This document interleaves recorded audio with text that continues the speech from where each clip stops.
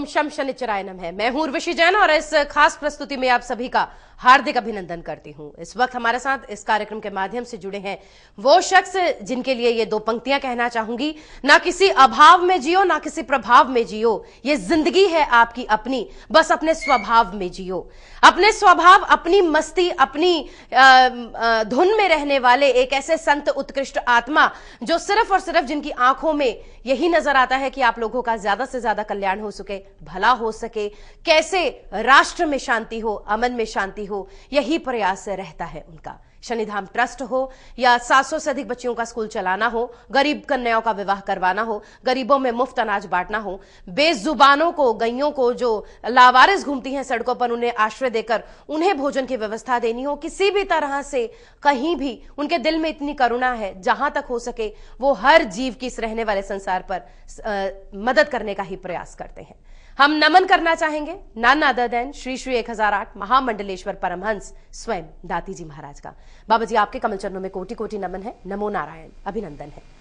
बाबा जी, बहुत सुंदर दिन है जहां 7 तारीख है, जहां दिन शनिवार है, अद्भुत योग, साथ साथ जो है ग्रहों का संबंध सूर्य से बन रहा है। तो ऐसे में ये संबंध मैदनी ज्योतिष के अनुसार क्या इंगित करता है दाती जी महाराज, हम जानना चाहेंगे आपसे। संपूर्ण राष्ट्र को पुनः मेरी ओर से एक बार नमो नारायण। और विषय को लेकर उपस्थित हूं सिंह राशि में स्थित सूर्य से 9 के 9 ग्रहों का संबंध। सूर्य चंद्र बुध बृहस्पति का त्रिएकादश संबंध, सूर्य चंद्र बुध और कर्क राशि में स्थित मंगल का द्विद्वादश संबंध, सूर्य चंद्र बुध कन्या राशि में स्थित शुक्र का द्विद्वादश संबंध, सूर्य चंद्र बुध शनि राहु का त्रिएकादश संबंध, और सूर्य शनि राहु और बृहस्पति का नवम पंचम योग, शनि राहु मंगल का चतुर्दश संबंध और सूर्य चंद्र बुध केतु का नवम पंचम संबंध। राष्ट्र मेरी प्रार्थना है, ये मैदनी ज्योतिष की गणना है और स्व अनुभव और गणनाओं में जो आज तक समझ में आया है, मैंने हमेशा आपके सामने अपना अनुभव रखा। मैंने कभी दावा नहीं किया और नहीं मैं लाद रहा हूं। मुझे गणनाएं ऐसा संकेत दे रही है, मानना ना मानना आपका विषय। मैं खाली अपनी गणनाओं के बारे में आपको बताने जा रहा हूं कि जब सूर्य चंद्र बुध बृहस्पति का त्रिएकादश संबंध, सूर्य चंद्र बुध कर्क राशि में से मंगल का द्विद्वादश संबंध और सूर्य चंद्र बुध कन्या राशि में से शुक्र का द्विद्वादश संबंध, ये अनुकूलता का संकेत नहीं देता। मंगल और राहु का चतुर्दश संबंध, ये भी अनुकूलता का संकेत नहीं देता है। सूर्य चंद्र राहु का भी जो संबंध है त्रिएकादश, वो भी अनुकूलता का संकेत है। ये समय सावधानी का, और ये आने वाले कुछ महीने, मैंने पहले भी कहा था कि नवंबर तक का समय अनुकूलता का संकेत नहीं दे रहा। ये राजनीतिक उठापटक का समय है, कार्यपालिका और न्यायपालिका में टकराव का दिन नजर आ रहा है। इसमें प्राकृतिक प्रकोप भी है, दुर्घटनाएं भी है, आगजनी भी है और आतंकवाद की घटनाओं का भी संकेत पूरे विश्व में कहीं न कहीं आपको मिलेगा। मैं ये कह सकता हूं कि राष्ट्र के उत्तर पूर्व भाग में भी अनहोनी घटना घट सकती। राष्ट्र को पड़ोसी देशों पर सावधान रहने की जरूरत है और सुरक्षा को लेकर किए गई लापरवाही हादसों का कारण बन सकती। ऐसा ग्रह नक्षत्रों के जब जब राहु मंगल का संबंध बनता है, घटनाएं होती है। और मैं आज से कुछ हफ्ते पहले जब प्रोग्राम किया, मैंने कहा था कि राहु का बृहस्पति संबंधित धर्म को लेकर भी बहुत सी बातें समझ में नहीं आ रही, थोड़ी सी सावधानी का संकेत है। विश्व में राजनीतिक उठापटक और शासकों और प्रजा के बीच में जबरदस्त टकराव की संभावना है। मानसिक महामारी जैसी गणनाएं संकेत दे रही।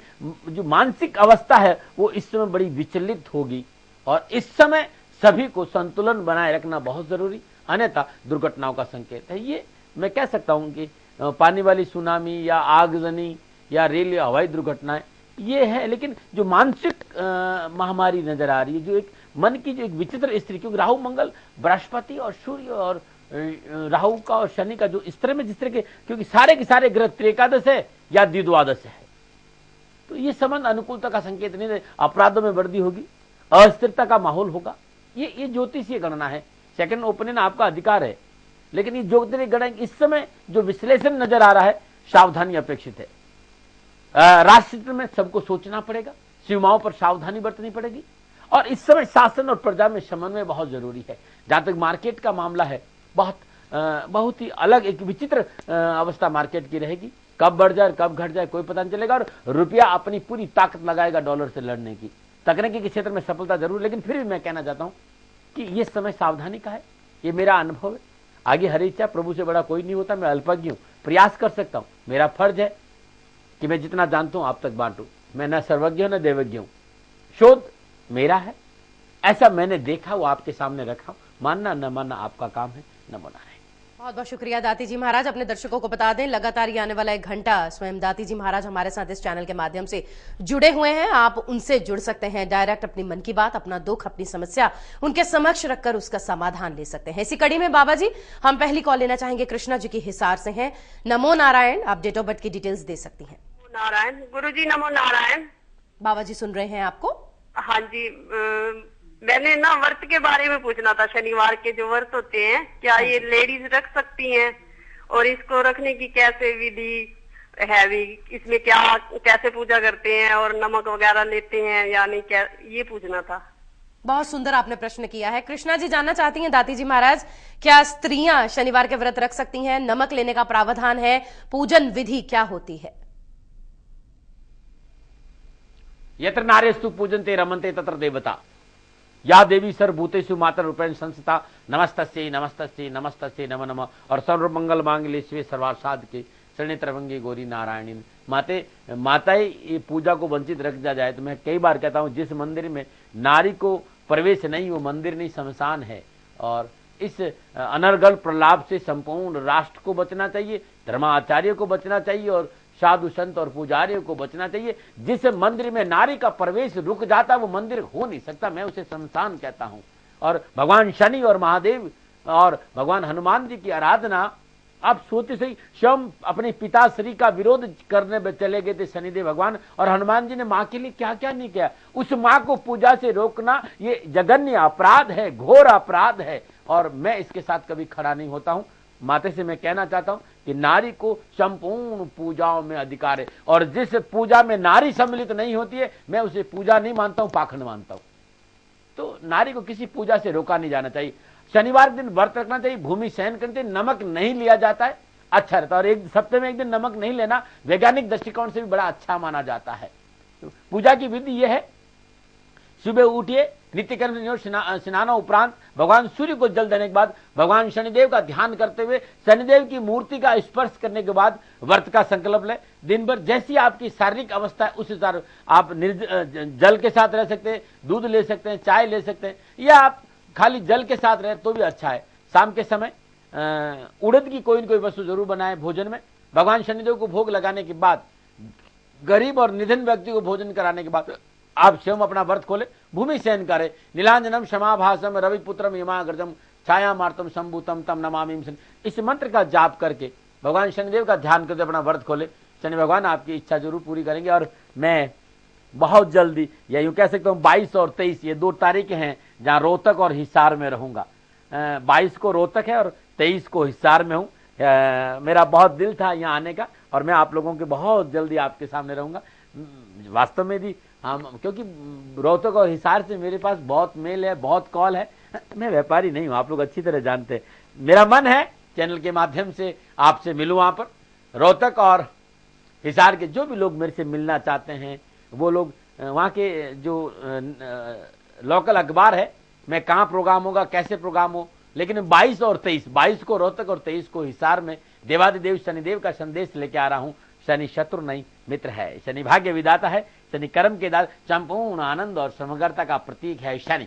शनि की पूजा करें, माँ बाप की सेवा करें, धर्मानुकूल आचरण करें, और राष्ट्र प्रेम करते ओम शम शनिश्चराय का जाप करें, आपका कल्याण होगा। नमो नारायण।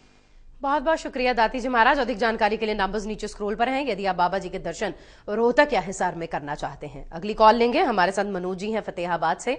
नमो नारायण सर, अभिनंदन है। नमो नारायण मैम। जी बताइए। नमो नारायण गुरु जी को। बाबा जी सुन रहे हैं आपको। मैम मनोज हूँ, मैं फतेहाबाद हरियाणा से। जी। मेरा डेट ऑफ बर्थ है 6 नवंबर 1985 जी। और सुबह के 4:45 पर। मैं कैरियर के बारे में पूछना चाहता हूँ। फतेहाबाद का ही जन्म है आपका? जी। करियर को लेकर अभी क्या कर रहे हैं आप?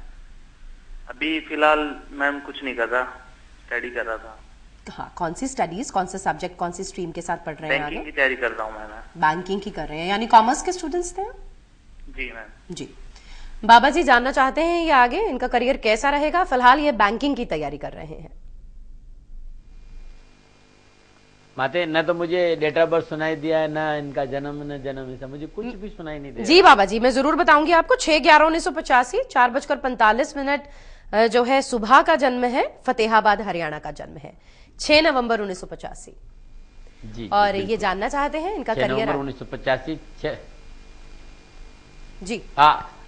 नक्षत्रों की गणना करें इस समय, और जिस तरह के ग्रह नक्षत्र आने वाला समय बहुत अनुकूल है। कहीं 2014 अगस्त 24 के बाद समय बहुत अनुकूलता है। इस समय थोड़ा सा प्रयत्न करना पड़ेगा सफलता के लिए। ये समय थोड़ा सा मेहनत का है, परिश्रम का है, और मेहनत और परिश्रम के साथ आगे बढ़ेंगे तो सफलता जरूर मिल जाएगी। भगवान बृहस्पति की आराधना करिए, भगवान बृहस्पति, और ओम चंद्रमौलेश्वराय नमः भगवान शिव के इस मंत्र का जाप करते, शिवलिंग पर आप जल चढ़ाए और बृहस्पति के मंत्र का जाप करते रहेंगे तो जीवन में सफलता मिलेगी और जीवन खुशियों से भर जाएगा। नमो नारायण।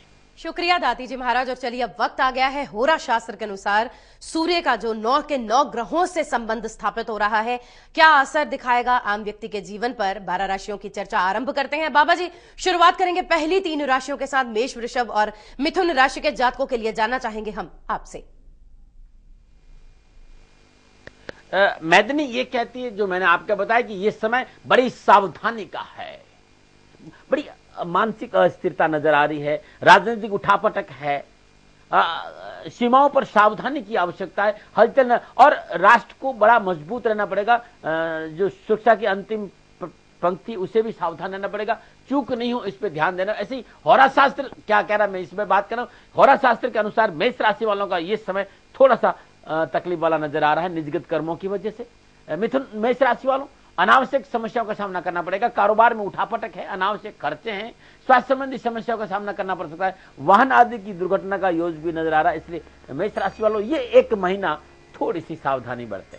क्या करें, श्रद्धा अनुसार अन्न का दान दें, चाहे वो गेहूं हो, चाहे बाजरा हो, चाहे मक्का हो। अन्न का दान गरीब लोगों को देंगे तो मेष राशि वालों के लिए बहुत अच्छा रहेगा। और विष्णु सहस्त्र नाम का पाठ करना मेष राशि वालों को बड़ा कल्याणकारी है। बात करते हैं वृषभ राशि। वृषभ राशि वालों के लिए ये ग्रह योगा योग अनुकूलता का संकेत दे रहे हैं। आय के साधनों में वृद्धि होगी, रुका हुआ धन प्राप्त होगा, स्वास्थ्य संबंधी परेशानियों का निवारण होगा और बुजुर्गों का पूर्ण आशीर्वाद मिलेगा। तो वृषभ राशि वालों के लिए समय अनुकूल है। क्या करें, एक सूखा नारियल बजने वाला अपने ऊपर 7 बार उतार कर मंदिर में चढ़ा दे, बड़ा अच्छा रहेगा। चींटियों को गेहूं और बाजरे का आटा डालना भी वृषभ राशि वालों के लिए ये एक महीना अति अनुकूल और लाभकारी रहेगा। नमूना बात करते हैं मिथुन राशि। मिथुन राशि वालों नक्षत्र संकेत दे रहे हैं, ग्रह योगायोग संकेत कि कारोबार में सफलता प्राप्त करने के लिए कठिन परिश्रम करना पड़ेगा और पारिवारिक कठिनाइयों का सामना करना पड़ेगा। अनावश्यक खर्चों में वृद्धि, यात्रा में तकलीफ और मित्रों की वजह से अपमान की संभावना नजर आ रही है। मिथुन राशि वालों ये एक महीना सावधानी, अत्यधिक आत्मविश्वास से बचे, अंधा विश्वास नहीं करें और यात्रा में सावधानी बरते, खर्चों पर अंकुश रखकर परिवार को साथ लेके चलेंगे तभी जाकर समय अच्छा रहेगा। लेकिन आप भयभीत मत हो, मैं आपके साथ हूं। 700 ग्राम चने की दाल जरूरतमंद व्यक्ति को लगातार 11 दिन दान दीजिए, बहुत अच्छा रहेगा। और ब्लाइंड स्कूल, अंध विद्यालय कहते हैं, उन वहां के छात्रों को वस्त्रों का दान देना या अन्न का दान देना बड़ा अच्छा माना जाएगा। मेष वृषभ मिथुन का होरा शास्त्र के अनुसार क्या रहेगा ये मैंने बताया। मैं कर्क सिंह कन्या का भी बताऊंगा, लेकिन मैं कहना चाहता हूं ये समय सावधानी का है और ये मेरा अनुभव है। आपको कहीं भयभीत होने की जरूरत नहीं है। कि मानव हूं, मानवेतर गुण है, अपनी क्षमता लगाता हूं कि कुछ आपके लिए अच्छा कर सकूं और मेरा प्रयास कहीं आपके लिए काम आता, ये मेरा सौभाग्य हो गया। फिर भी मैं आप लोगों से कहता हूं कि आप अपना सेकेंड ओपिनियन जरूर रखें। नमो नारायण। बहुत बहुत शुक्रिया दाती जी महाराज। लगातार हमारे साथ दाती जी महाराज स्वयं सिद्धपीठ शनिधाम से जुड़े हुए हैं, उन्हीं के साथ लौटेंगे पुनः इस कार्यक्रम में इस छोटे से अंतराल के बाद।